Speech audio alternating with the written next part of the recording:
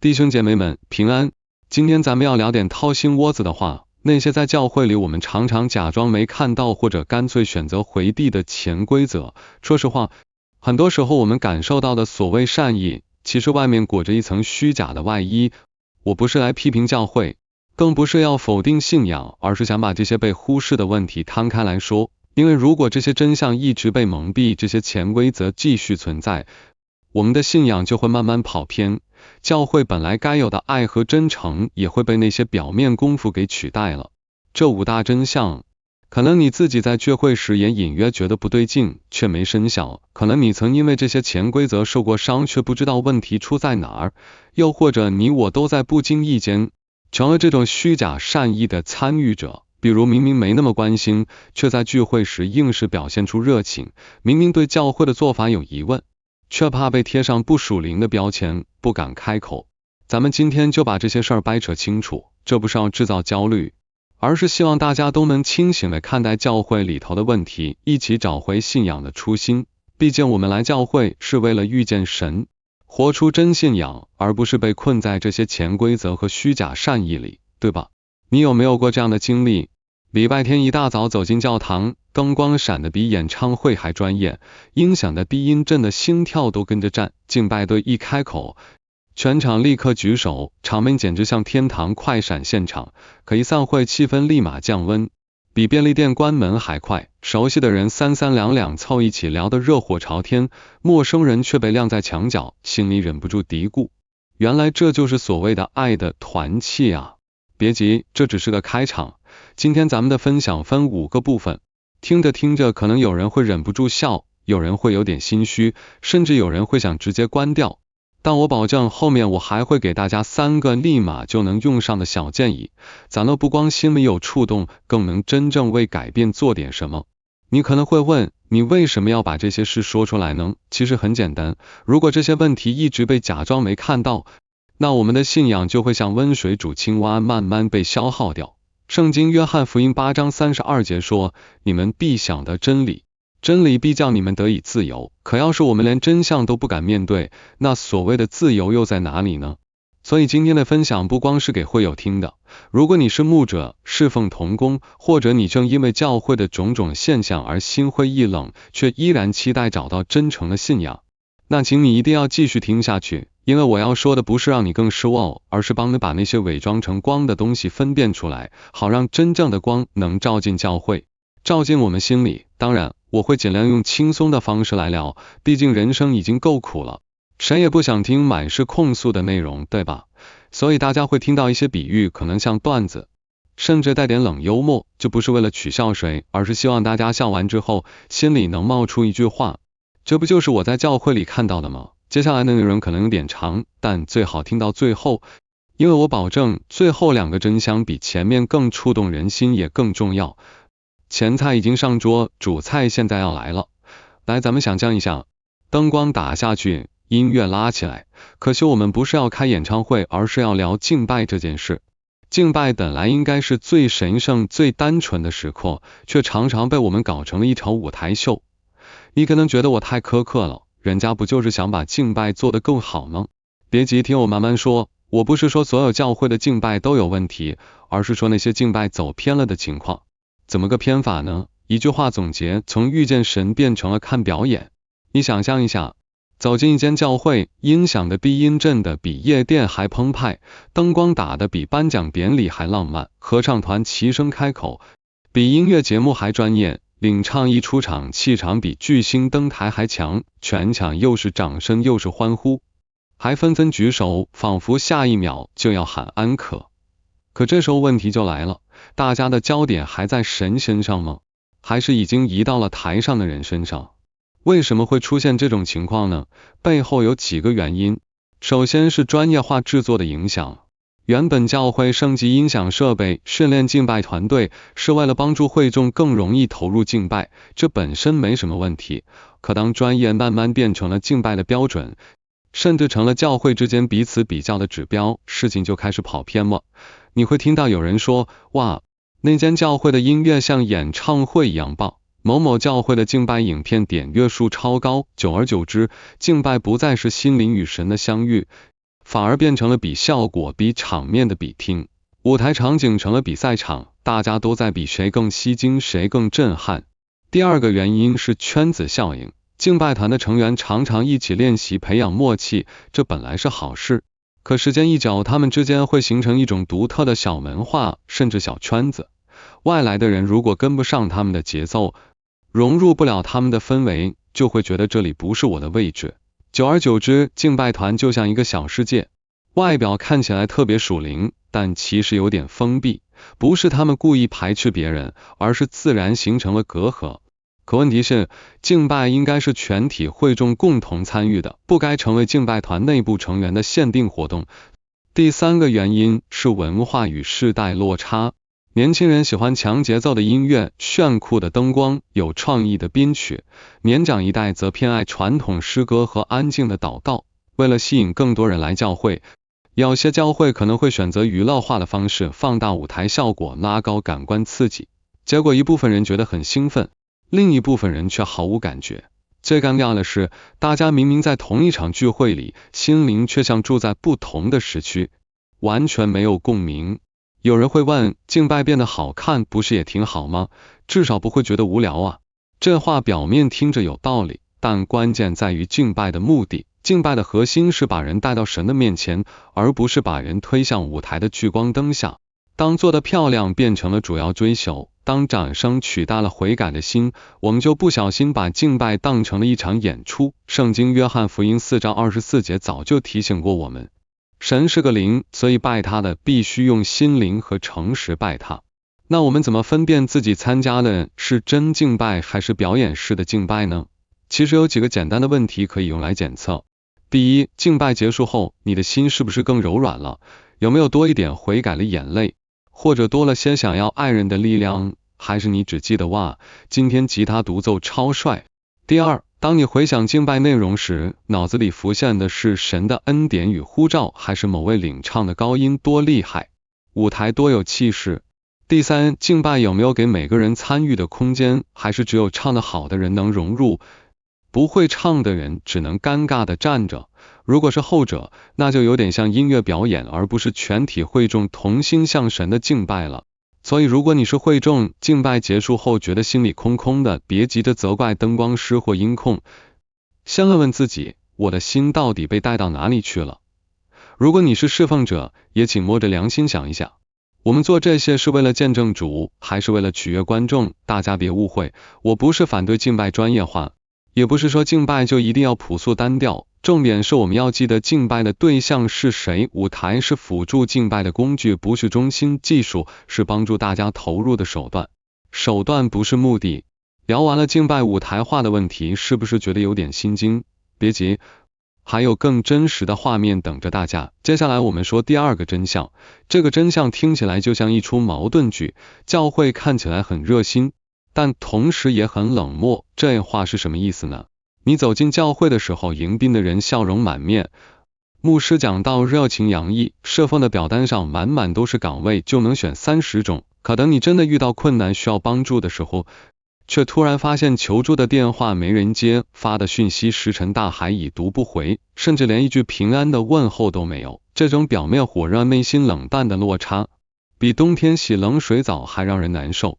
为什么会出现这种状况呢？我给大家分析3个原因。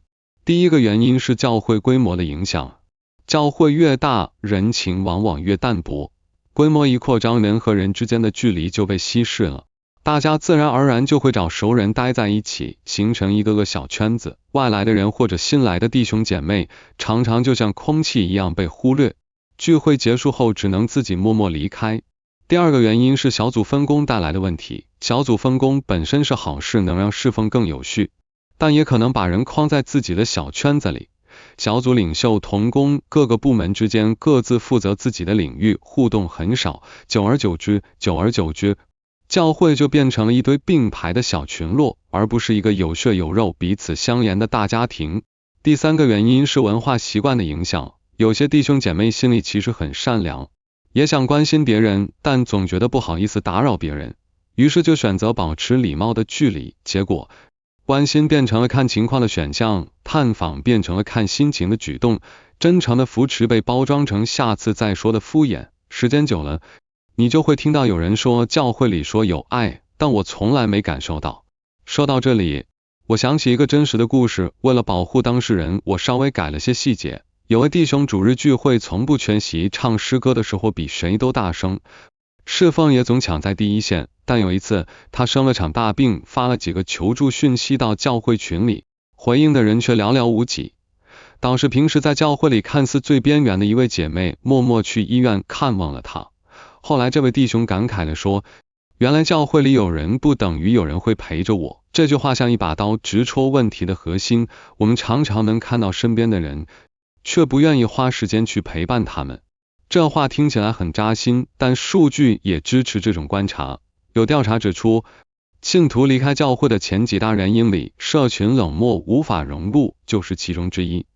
他们离开不是因为讲道不好，也不是因为诗歌唱走了音，而是因为在教会里找不到归属感。希伯来书10章24节提醒我们，又要彼此相顾，激发爱心，勉励行善。大家要注意，这不是建议，而是命令。不是有空就彼此相顾，而是必须彼此相顾。换句话说，关怀不是教会里可有可无的装饰品，而是我们信仰的核心证据。那么问题来了，怎么样才能让教会不只是表面热闹有声音，而是真正能做到彼此相顾呢？我给大家3个小建议。第一个是设计新人接纳的机制，比如每个小组定期安排轮值人员专门陪伴新来的弟兄姐妹，别只是握个手说句平安就消失了，而是要有清楚的后续行动，比如邀请新人一起喝茶，把新人拉进交流群组，主动了解新人的需要。第二个是把生活分享制度化，除了正常的教会聚会，还可以设立家访日或者共餐日，让弟兄姐妹们能在餐桌前在日常生活里有更多交流。因为很多深厚的感情不是在讲台上建立的，而是在一起吃饭聊天的日常里慢慢培养的。第3个是组织跨小组合作，让不同小组的人一起完成一个小的侍奉，比如短期的探访活动、外展活动或者慈善活动。这不仅是完成侍奉任务，更是打破小圈子、促进彼此熟悉的好方法。这3个动作听起来很简单，但如果真的去做，教会里的冷漠就会慢慢融化，人与人之间的隔阂墙壁也会慢慢拆掉。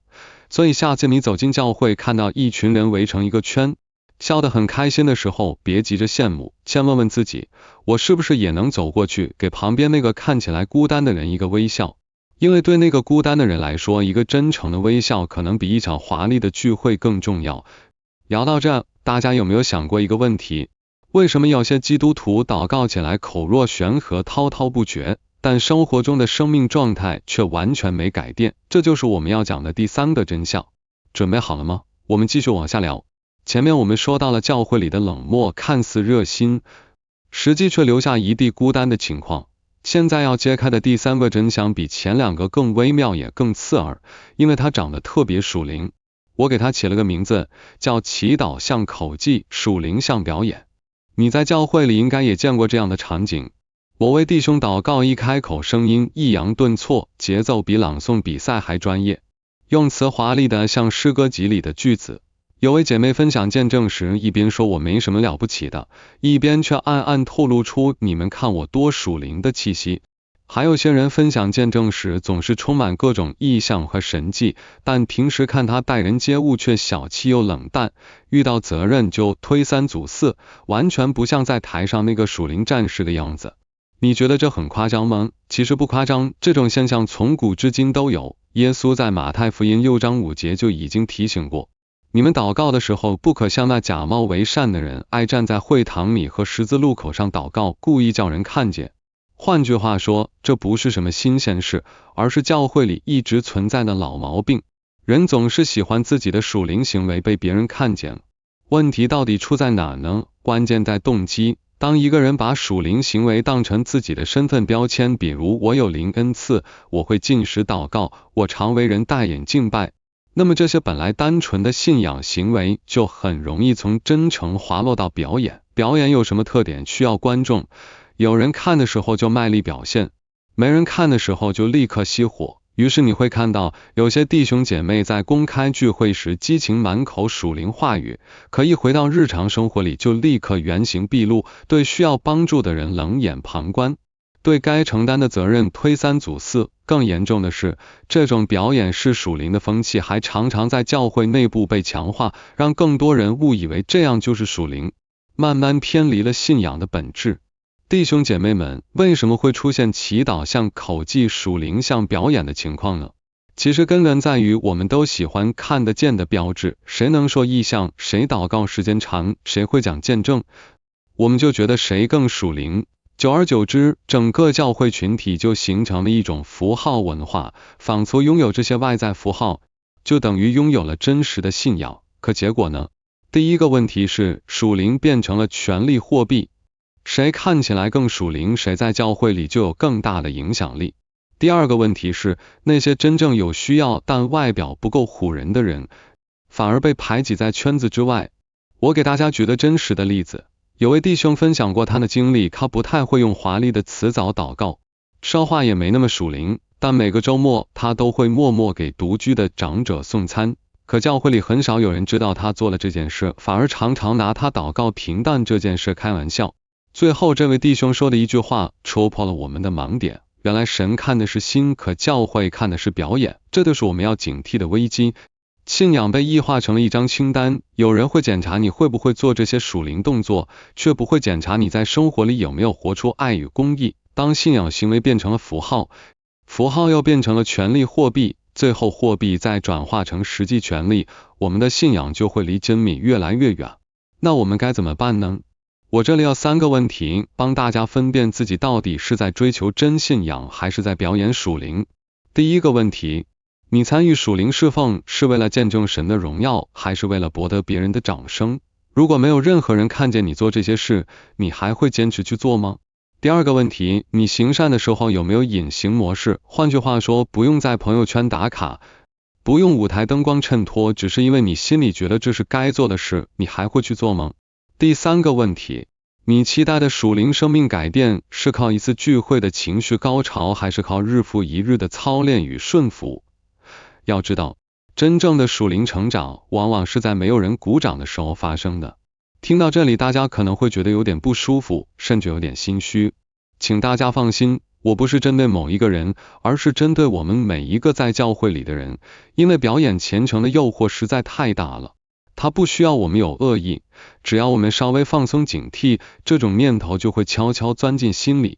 最后我想提醒大家一句，神要的不是口技般的祷告，也不是舞台化的属灵，而是我们生命里的真诚流露。当一个人能在私下里对有需要的人伸出援手，能在没人看见的时候仍旧对神忠心，这才是信仰最真实的证据。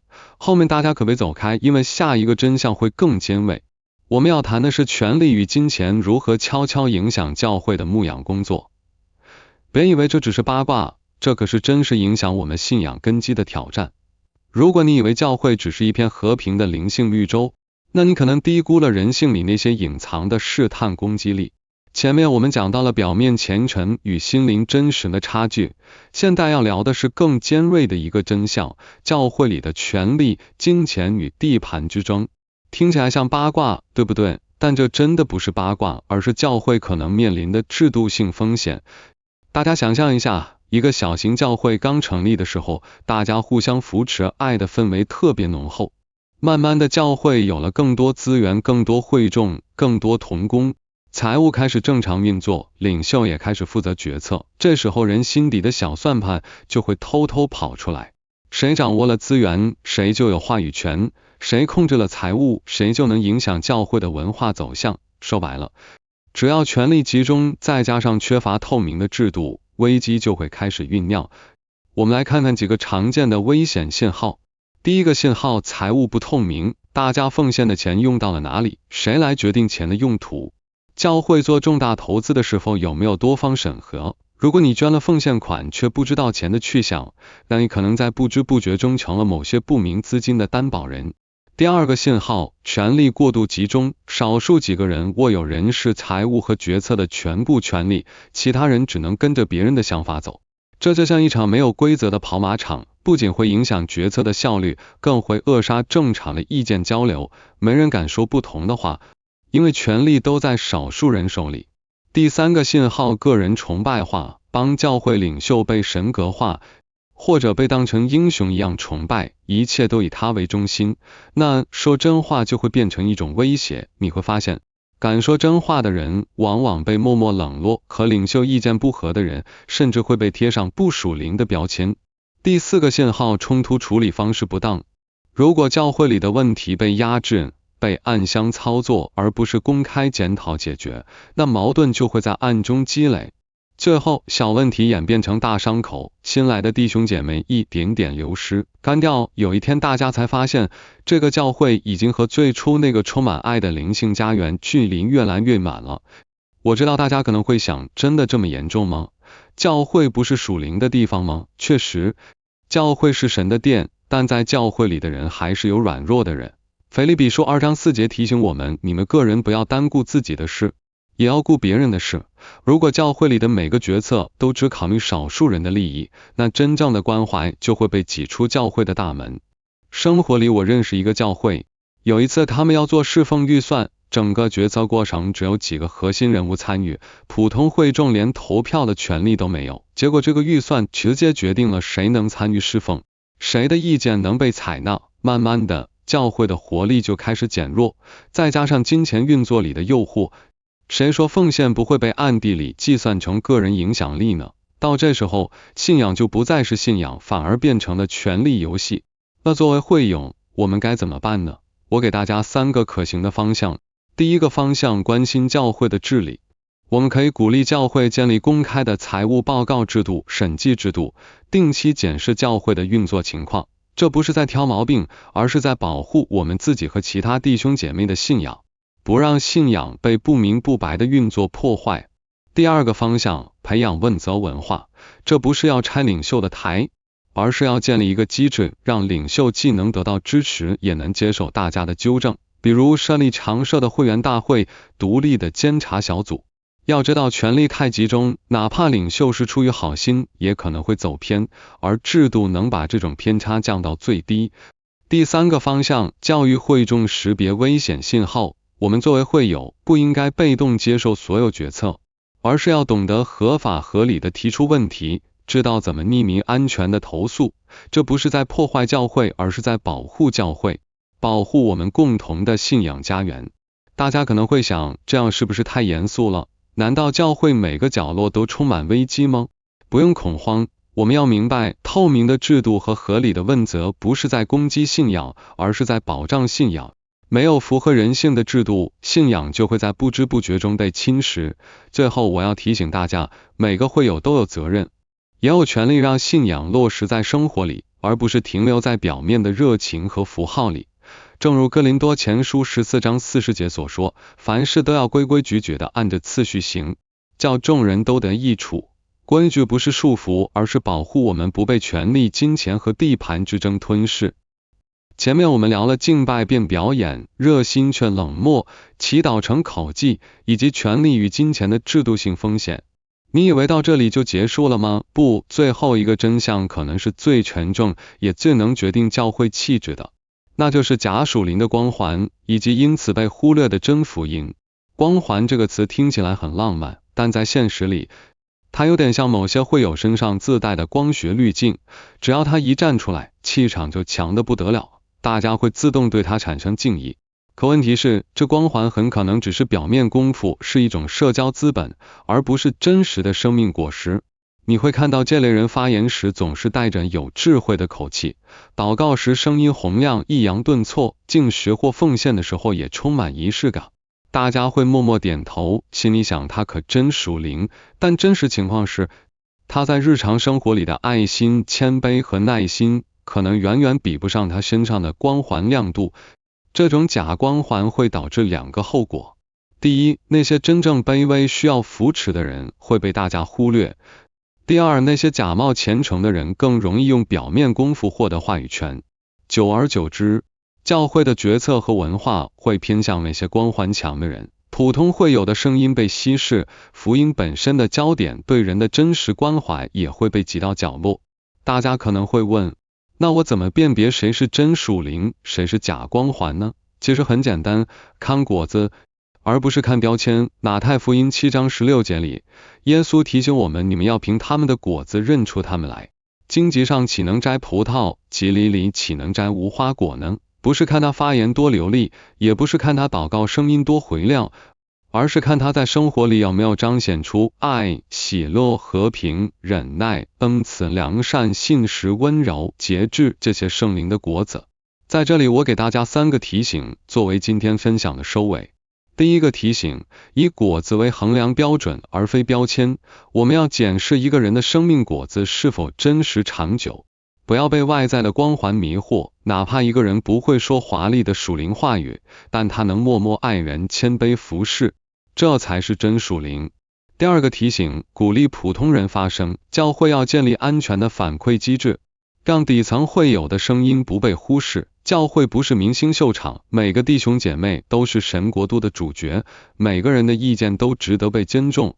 第三个提醒，回到经文中心，我们要常常重读耶稣的教导，让圣经成为判断是非的唯一尺度，而不是看某个人的热度、表演或光环。无论教会里有多少声音，只要我们锚定圣经，就不会走偏。最后有2种情况，大家一定要记在心里。第一种，如果教会选择守住透明与爱的文化，我们的信仰就会发出真光。第二种，如果教会把表面功夫当核心信仰，就会慢慢空洞。选哪一条路，在某种程度上也握在我们每个人的手里。这就是今天我们聊的5个真相，它们不只是冷冰冰的现象，而是每个在教会里的你我都可能面对的属灵课题。听到这些，大家或许会心惊，但更重要的是，我们要知道方向，知道怎么回到信仰的初心。好了，5个真相我已经说完了，现在的你或许会有点不舒服，也可能会忍不住点头认同，甚至想立刻在留言区分享你的经历。放心，这都很正常。我今天不是要把教会打碎，而是想提醒大家，我们的信仰值得被保护，也值得被恢复成最初的样子。不是舞台秀，而是真实的生命见证。最后我给大家3个立刻能做的小步骤，帮助大家从日常开始回到真实的信仰。第一个步骤，每周问自己3个问题，我这周做的事是为了荣耀神，还是为了被别人看见？我心里的动机纯不纯？别让光环偷走你的真诚。第二个步骤，每月至少1次邀请教会里的新面孔一起吃饭，别让小圈子变成壁垒分明的城墙，让我们的关系自然长出枝叶，而不是停留在聚会时的表面热闹。第3个步骤，关心教会的治理。如果你的教会还没有公开的财务报告，或者没有问责制度，勇敢地向领袖提出建议。透明不是挑剔，而是保护信仰的护栏，能让教会走得更稳。还记得耶稣说的话吗？约翰福音13章34节，我赐给你们一条新命令，乃是叫你们彼此相爱，正如我爱你们，你们也要彼此相爱。这份爱不是只在聚会里点头微笑，而是在生活里真正活出爱与公义。真正的敬拜不是在舞台灯光下的表演，而是在日常的顺服与爱人里的见证。如果你在教会里也看见过类似今天聊到的问题，欢迎在下方留言，说说你遇到过哪一项最让你惊讶。我会整理大家的常见案例，还会邀请一位牧者给出专业回应。这样的对话不是为了揭发问题，而是为了修补漏洞；不是为了挑衅，而是为了让教会回到生命的正轨。弟兄姐妹们，最后我们一起祷告。主啊，求你赐给我们分辨的心，既不轻视教会里的问题，也不被问题吞噬。求你帮助我们，在每个选择里守住信仰的真诚，让你的教会成为充满爱与真理的家园。奉主耶稣的名祷告，阿门。